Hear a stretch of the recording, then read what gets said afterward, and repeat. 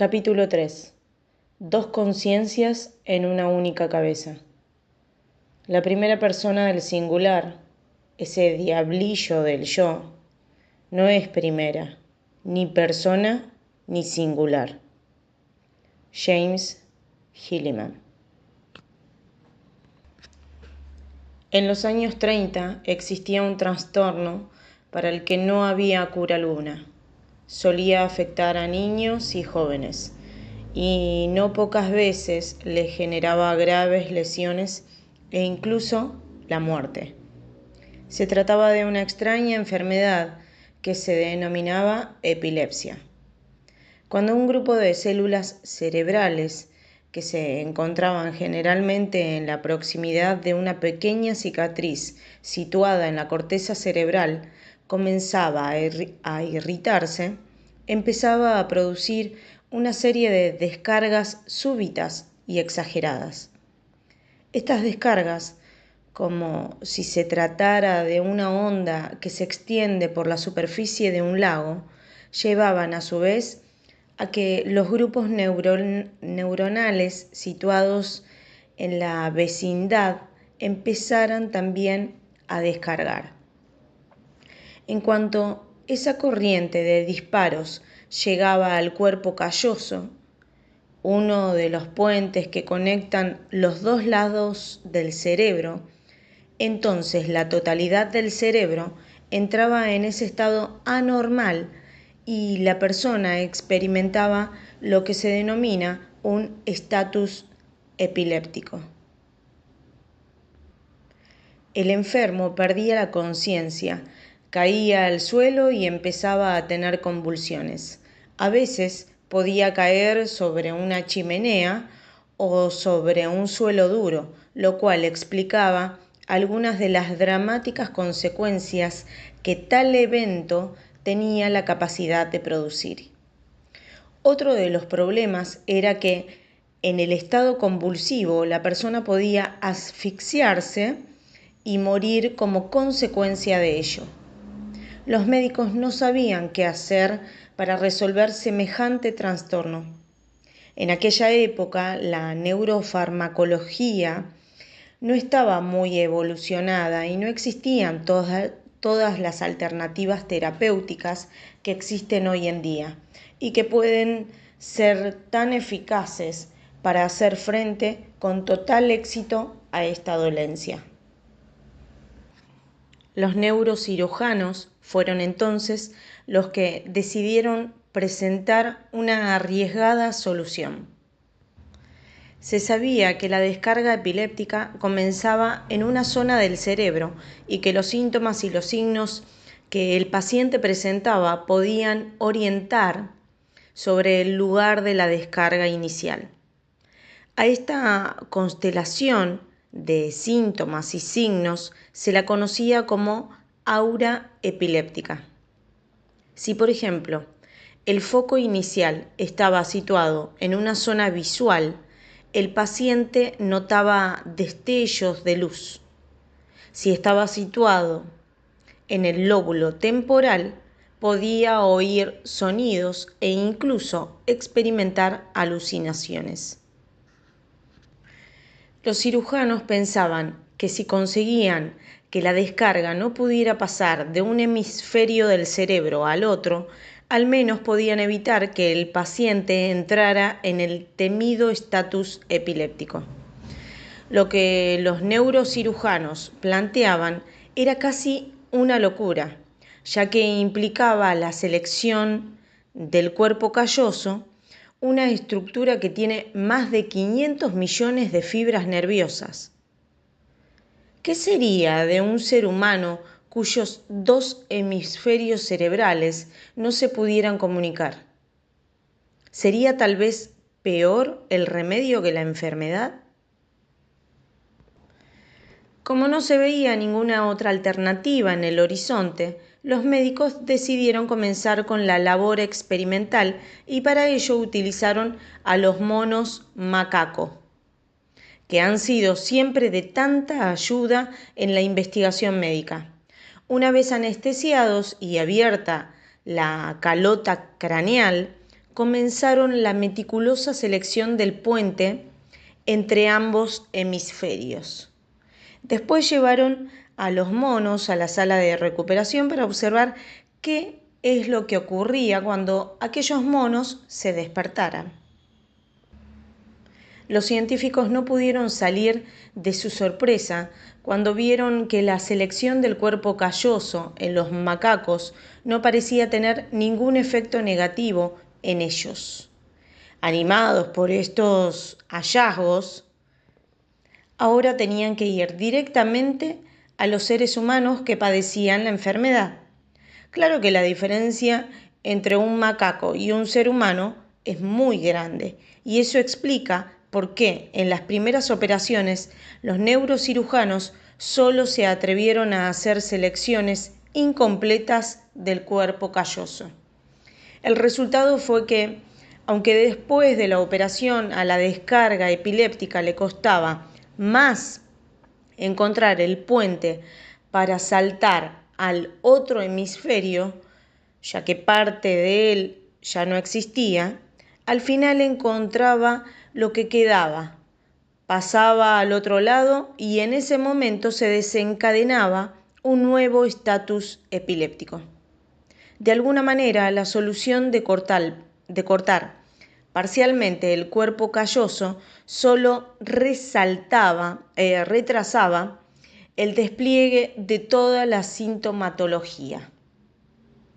Animados porque aquellas personas a las que se les había seleccionado parcialmente el cuerpo calloso no parecían tener ninguna secuela postoperatoria, los médicos decidieron ir a por todas y realizaron secciones completas del cuerpo calloso.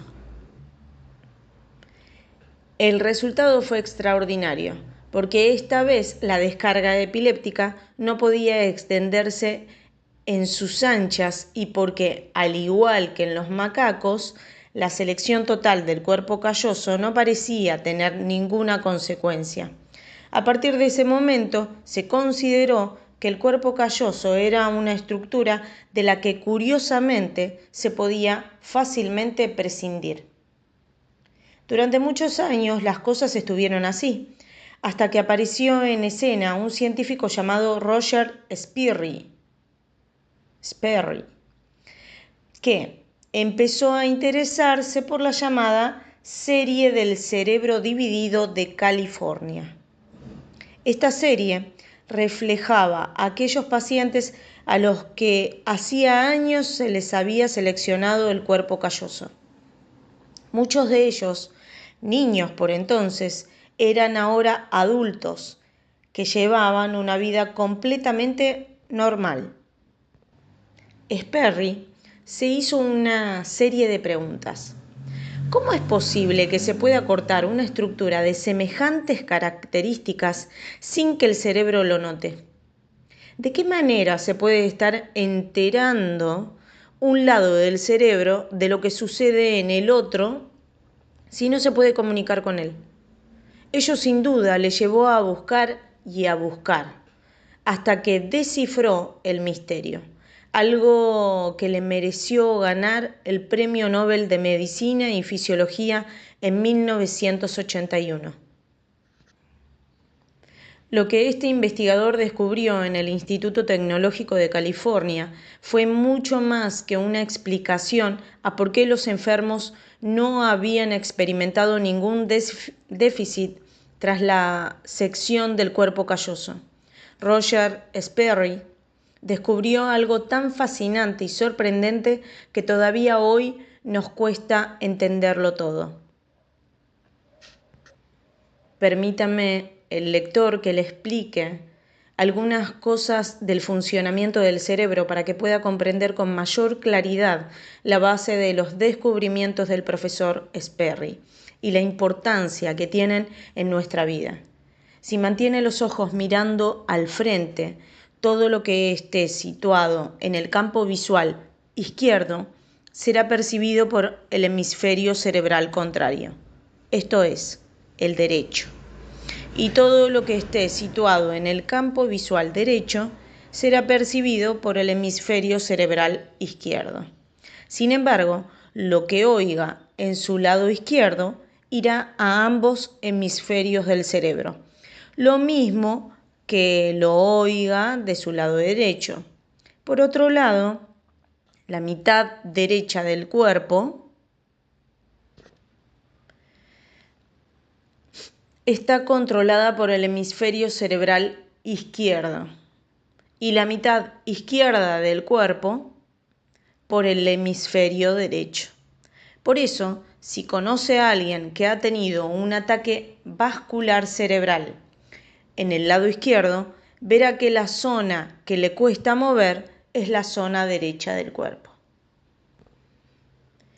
Si yo le proyecto a alguien en una pantalla una imagen de tal manera que solo la pueda ver su hemisferio cerebral izquierdo, ya que se la proyecto en el campo visual derecho, y además evito que esa persona pueda mover la cabeza, a menos de que su cuerpo calloso esté intacto, el hemisferio cerebral derecho no tendrá ni idea de lo que la persona está viendo.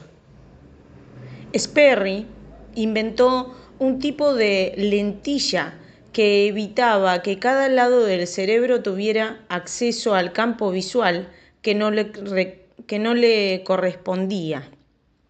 Entonces, en el caso de los hombres, entre otras imágenes, proyectó el de unas mujeres desnudas. Estas imágenes las proyectó de tal manera que solo las pudiera registrar el hemisferio cerebral izquierdo. Como aquellas personas tenían su cuerpo calloso seleccionado, la información no podía pasar al otro lado del cerebro, al lado derecho. Y les preguntó, ¿qué ven ustedes? Les preguntó el profesor a Sperry, ¿qué ven ustedes? Son mujeres desnudas, profesor. Había algo muy extraño en sus contestaciones, porque no revelaban ninguna emocionalidad en su descripción. Además, su piel no mostraba tampoco ninguna respuesta galvánica. La respuesta galvánica de la piel es la base de los detectores de mentiras, ya que se produce de manera inconsciente cuando algo produce en nosotros una descarga afectiva. Después, Sperry les proyectó en la misma pantalla la palabra madre y ocurrió lo mismo.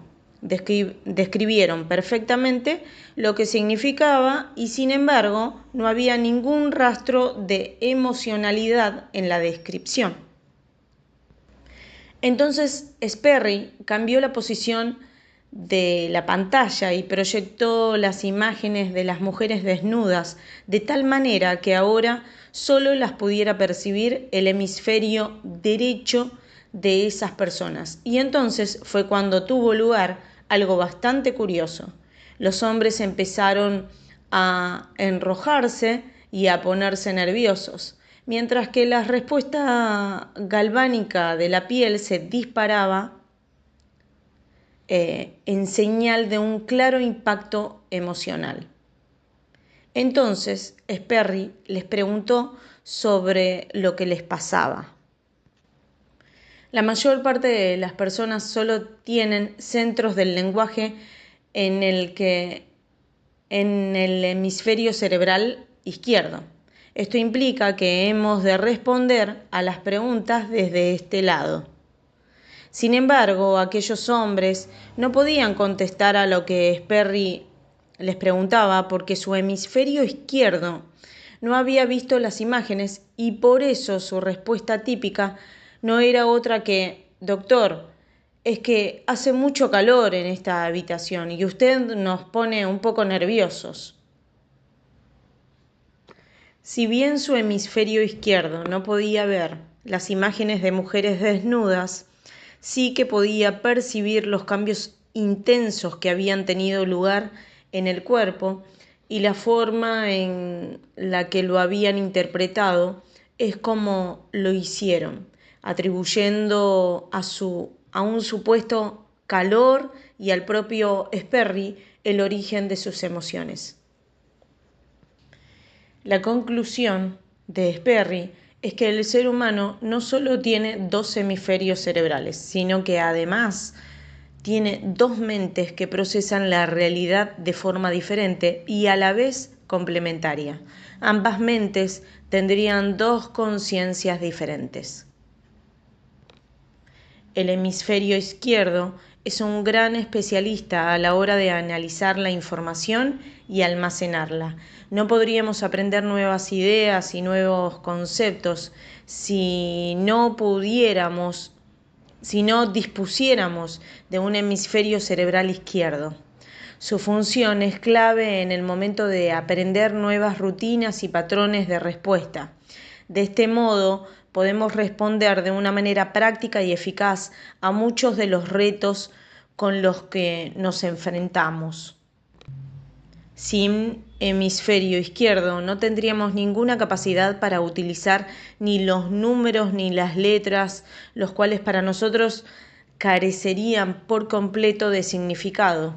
Además, nos costaría mucho identificar las partes de un todo. El hemisferio izquierdo es el hemisferio del conocimiento y de la erudición, que es algo que nuestra sociedad valora tremendamente.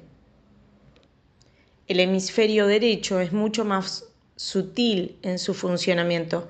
Gran experto en las tareas espaciales, es la cuna de la imaginación y por lo tanto es clave en el proceso creativo.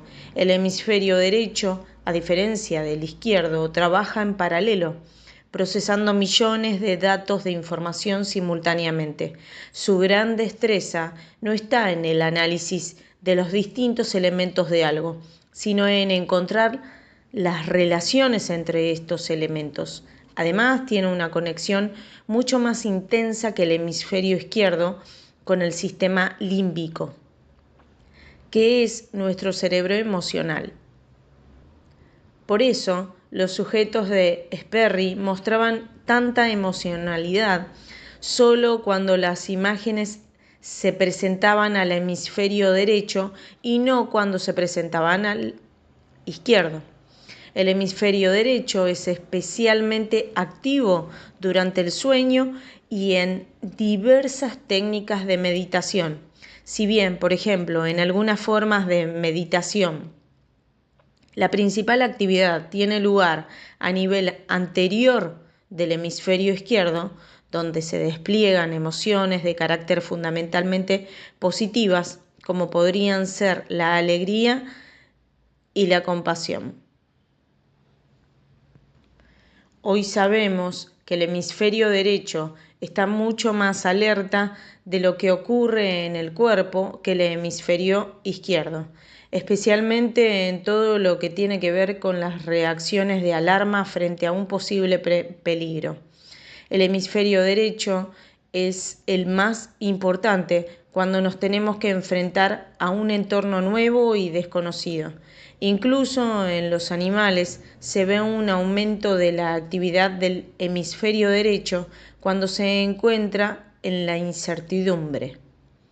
La razón podría ser que las conductas estereotipadas que se dirigen desde el hemisferio izquierdo pueden ser muy útiles cuando nos movemos tranquilamente en nuestra área de confort, pero no cuando nos han cambiado el terreno y ya no sabemos dónde estamos. Tengamos en cuenta que el hemisferio derecho está captando muchos datos del entorno sin que ni tan siquiera nos estemos dando cuenta de ello. Además, está conectando esos datos con la información que previamente se tiene y todo con una única finalidad, que es la de descubrir cuáles son los patrones que operan en ese nuevo entorno. Una vez descubiertos y desarrolladas estrategias para moverse con soltura, entonces esa nueva estrategia de actuación quedará almacenada en el hemisferio izquierdo. Uno de los elementos que más marca una diferencia entre ambos hemisferios es cómo nos transmiten la información para que nos demos cuenta. El hemisferio izquierdo utiliza el pensamiento en forma de palabras, mientras que el hemisferio derecho, al carecer de centros del lenguaje, ha de manejar la información de una forma diferente. Él se comunica por medio de sensaciones corporales, imágenes, símbolos o emociones. Este es uno de los grandes problemas, que presentamos demasiada atención, que prestamos demasiada atención a lo que pensamos y muy poco a las sensaciones que tenemos y que de alguna manera podrían enmarcarse dentro de un concepto que es la intuición.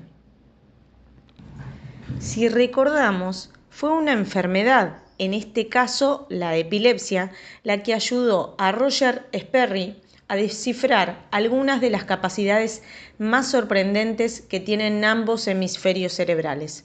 Mucho se ha avanzado desde esa época y, por ejemplo, sabemos no solo que el hemisferio izquierdo ejerce una especie de inhibición sobre el hemisferio derecho, sino que además el hemisferio derecho es la puerta al inconsciente y a una percepción completamente diferente de la realidad de la que tenemos, cuando es el hemisferio izquierdo el que domina en nuestras vidas.